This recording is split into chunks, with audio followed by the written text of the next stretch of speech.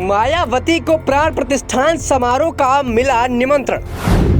प्राण प्रतिष्ठान उद्घाटन से चर्चा में आए राष्ट्रपति मुर्मू। क्या इस निमंत्रण में छिपी है बीजेपी की राजनीति?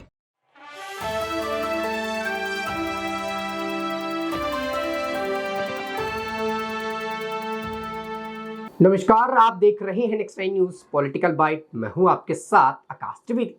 दर्शकों, आप सभी का बहुत बहुत स्वागत है हमारे खास प्रोग्राम पावर पॉलिटिक्स पर। और इस पावर पॉलिटिक्स के खास प्रोग्राम पर बात करेंगे राम मंदिर से जुड़े ही मुद्दों की।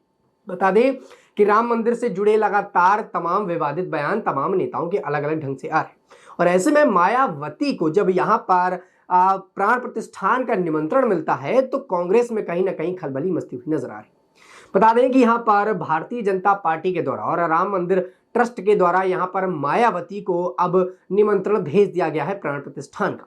और इसके बाद कांग्रेस पार्टी में कहीं ना कहीं कुछ ना कुछ खलबली मचती हुई नजर आ रही, क्योंकि कांग्रेस पार्टी के नेताओं ने यहाँ पर प्राण प्रतिष्ठान का जो निमंत्रण था उसे ठुकरा दिया था। और यही वो कांग्रेस पार्टी है और यही इंडिया अलायंस के लोग हैं जो मायावती को अपने खेमे में शामिल करना चाहते हैं। यानी कि मायावती उत्तर प्रदेश में दलित वोट बैंक को साधती है और इसी वजह से इंडिया अलायंस के लोग मायावती को अपने साथ लाना चाहते थे। और अब मायावती को जब बीजेपी की तरफ से और खुद राम मंदिर ट्रस्ट की तरफ से यहाँ पर निमंत्रण दिया गया और निमंत्रण को मायावती ने स्वीकार कर लिया है।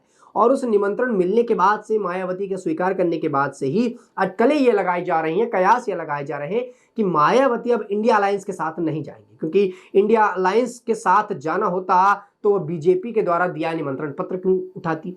हालांकि ये निमंत्रण पत्र एक प्रकार से धार्मिक आस्था के रूप पर दिया गया और ऐसे में राजनीति जिस प्रकार की चल रही है वो अपने आप में कई बड़े सवाल करती है। यहाँ पर कांग्रेस पार्टी के नेता ने साफ तौर पर निमंत्रण लेने से मना कर दिया। उनका यह मानना है कि भारतीय जनता पार्टी एजेंडा चला रही है और इसी वजह से वो नहीं जाना चाहते। और उनका ये कहना, यहाँ तक कि कांग्रेस पार्टी के नेता पवन खेड़ा का ये मानना है कि भारतीय जनता पार्टी होती कौन है, किसी को बुलाने वाली और किसी को ना बुलाने वाली। राम सबके हैं, जब भक्तों का मन होगा वो अपने प्रभु से मिलने जाएंगे और प्रभु से मिलकर वापस आएंगे। और ऐसे में भारतीय जनता पार्टी एक इंसान के तौर पर है, व्यक्तिगत तौर पर है, और वो किसी को आने या जाने से कैसे मना कर सकती है। निमंत्रण लेना नहीं लेना हमारा काम है और धार्मिक आस्थाओं पर राजनीति करना बीजेपी का काम है। बता दें कि यहाँ पर विश्व हिंदी परिषद ने शनिवार को ये बता दिया कि बसपा प्रमुख मायावती को रामलला के प्राण प्रतिष्ठान समारोह का निमंत्रण दे दिया गया है। वीएचपी के मुताबिक मायावती के निमंत्रण स्वीकार कर लिया और ऐसे में समारोह में शामिल नहीं होंगी, इसके बारे में भी कई बातें यहां पर कही जा रही। बता दें कि अखिलेश यादव ने कहा था कि उन्हें अयोध्या में 22 जनवरी को होने वाले प्राण प्रतिष्ठान समारोह का निमंत्रण नहीं मिला है।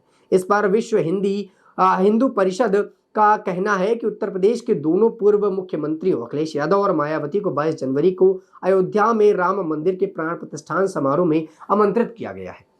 विभिन्न के अंतर्राष्ट्रीय कार्यकारी अध्यक्ष आलोक कुमार ने मीडिया से बातचीत करते हुए ये बताया है कि अखिलेश यादव को कुरियर द्वारा निमंत्रण पत्र भेजा गया है और उस पर कोई विवाद नहीं है। अगर उनके दावों के मुताबिक उन्हें ये नहीं मिला है तो हम उन्हें दोबारा निमंत्रण भेज सकते हैं। मायावती को हमारा निमंत्रण मिला है, उन्होंने इसे स्वीकार भी किया है, लेकिन समारोह में शामिल नहीं होंगी। इस बारे में कहीं ना कहीं मायावती ने बातों को बोलते हुए रखा।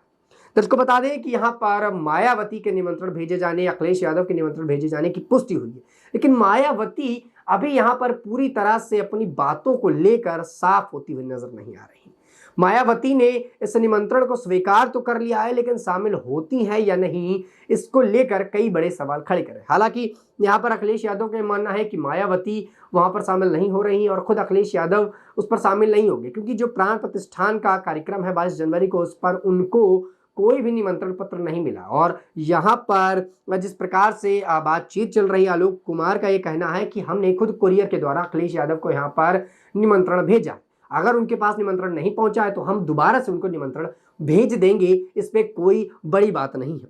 वहीं आलोक कुमार के मुताबिक राष्ट्रपति द्रौपदी मुर्मू और उपराष्ट्रपति जगदीप धनखड़ को भी 22 जनवरी के समारोह में आमंत्रित किया गया, लेकिन वे नहीं आएंगे क्योंकि राष्ट्रपति और उपराष्ट्रपति की यात्रा को लेकर कई तरह के प्रोटोकॉल होते हैं। हालांकि वे दोनों राम मंदिर के ट्रस्ट के साथ चर्चा के बाद सुविधाजनक तारीख पर अयोध्या आएंगे। विहिप निमंत्रण वितरण पर राम मंदिर ट्रस्ट की सहायता कर रहा है। बता दें कि अखिलेश यादव ने पहले कहा था कि अगर उन्हें आमंत्रित किया जाएगा तो वो अयोध्या जाएंगे। बाद में उन्होंने कहा कि भगवान जिसे बुलाएं तो उसे कौन रोक सकता है। भगवान राम जब बुलाएंगे तो मैं अयोध्या चला जाऊंगा। मैं किसी ऐसे व्यक्ति के निमंत्रण पर कैसे जा सकता हूं जिसे मैं जानता तक नहीं। बता दें कि राम मंदिर ट्रस्ट की ओर से कांग्रेस अध्यक्ष मल्लिकार्जुन खड़गे, सोनिया गांधी और अधीर रंजन चौधरी को 22 जनवरी के कार्यक्रम के लिए अयोध्या आने का निमंत्रण भेजा गया था, लेकिन कांग्रेस के शीर्ष नेतृत्व ने इसे भाजपा का राजनीतिक कार्यक्रम बताते हुए आमंत्रण को पूरी तरह से यहां पर ठुकरा दिया।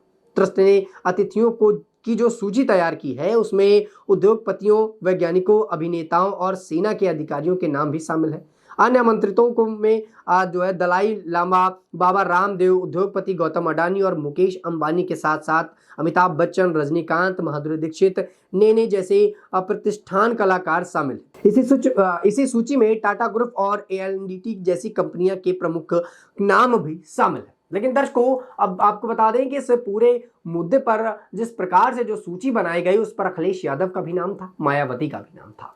अखिलेश यादव ने यह कहकर नकार दिया कि राम जिसे बुलाएंगे हम वहां जरूर जाएंगे और अगर राम हमें नहीं बुलाएंगे तो हम नहीं जाएंगे। वहीं अखिलेश यादव ने इस बारे में भी पुष्टि कर दी कि राम बुलाएंगे तो हम जाएंगे, किसी ऐसे व्यक्ति के कहने पर हम क्यों जाएं जिसे हम जानते तक नहीं। यहां पर उन्होंने भारतीय जनता पार्टी पर बड़ा तंज कसा और ये बताया कि भारतीय जनता पार्टी को हम जानते नहीं हैं तो हम उनके बुलाने पर राम मंदिर क्यों जाएं। हमारा जब मन करेगा, प्रभु श्री राम जब आज्ञा देंगे तो हम चले जाएंगे।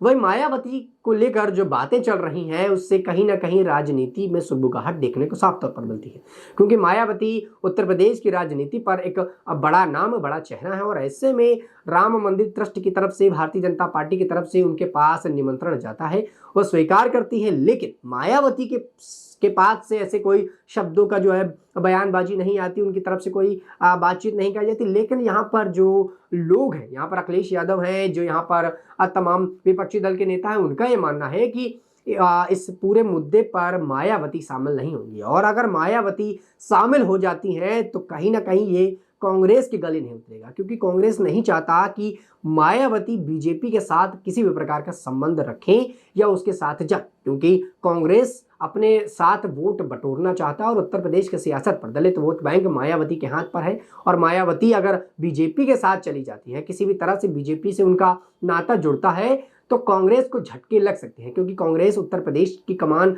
संभालने के लिए अखिलेश यादव और मायावती पर ही अपना पूरे हाथ रखे हुए और उन्हीं से ही वोट बटोरना चाहता है। और ऐसे में कांग्रेस पार्टी के साथ अगर ये सारी घटनाएं होती हैं या मायावती किसी प्रकार से बीजेपी में जाती हैं तो कई बड़े सवाल यहाँ पर खड़े होते हैं और खुद कांग्रेस पार्टी को यहाँ पर झटके लग सकते हैं। न सिर्फ उत्तर प्रदेश बल्कि बिहार की राजनीति की अगर बात की जाए तो यहाँ पर बिहार की राजनीति पर भी यादव वोट बैंक पर कांग्रेस पार्टी का पूरी नजर अभी टिकी हुई है और उस पूरी नजर पर और इस पूरे वोट पर जो घसीटने का काम करेंगे, जो वोट वहां से लाने का काम करने वाले हैं, वो यहाँ पर लालू यादव, तेजस्वी यादव और नीतीश कुमार है। और नीतीश कुमार के भी कई अटपटे बयान आते हैं जिससे कांग्रेस पार्टी की मुसीबतें कहीं ना कहीं थोड़ी सी बढ़ती हैं, थोड़ी सी सुगबुगाहट बढ़ती है और ऐसे में वो कोई भी रिस्क यहाँ पर नहीं लेना चाहती। फिलहाल मायावती के पास ये जो निमंत्रण पहुंचा है और इसको लेकर कई चर्चाएं चल रही हैं। अखिलेश यादव ये मान रहे हैं कि मायावती इस पर नहीं पहुंचेगी, लेकिन मायावती की अब तक इस पर कोई प्रतिक्रिया नहीं आई है। अब देखने वाली बात दर्शकों ये होगी कि क्या मायावती राम मंदिर के इस प्राण प्रतिष्ठान के कार्यक्रम पर पहुंचती हैं या फिर नहीं, और क्या बीजेपी सचमुच राम मंदिर के नाम पर वोट बटोरने का काम कर रहा है और क्या इसी बहाने वो मायावती को अपने साथ लाने की कोशिश कर रहा है, क्योंकि उत्तर प्रदेश में यहाँ पर योगी सरकार जरूर है और योगी का अच्छा खासा दबदबा भी बताया जा रहा है, लेकिन मायावती जो दलित वोट बैंक को साध सकती हैं, ऐसे में बीजेपी पार्टी उनको अपने खेमे पर लाती है या नहीं, ये देखने वाली बात होगी। दर्शकों, इस पूरे मुद्दे पर आप अपनी क्या राय रखते हैं नीचे कमेंट सेक्शन में हमें जरूर बताइएगा। फिलहाल के लिए इतना ही। देश दुनिया की तमाम खबरों से जुड़े रहने के लिए आप देखते रहिए next time news political bite.